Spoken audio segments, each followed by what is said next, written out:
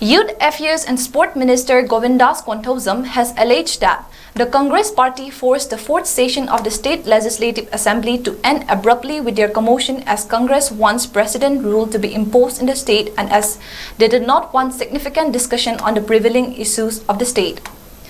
The minister was addressing media persons at a press meet held at Directorate of Information and Public Relations Hall at newtv Juthek after the adjourning of the assembly session today.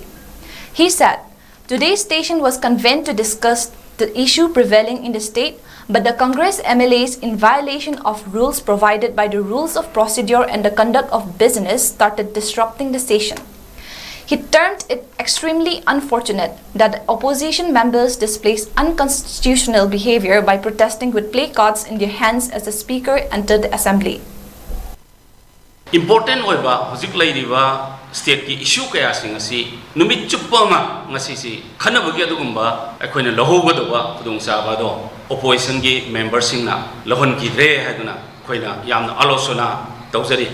amutang ingthana muk khanthamina re haraga resume tawre haraga opposition ki maikai dige haining basu ruling ki maikai dige koi thamjaning ba kaya su thamnanabagi khudongchaba amukka lawnanabagi damakta half an hour adjourn tawra matung amuk resume taw matam dasu honorable speaker na hogolaga phambiro haiba phau phamda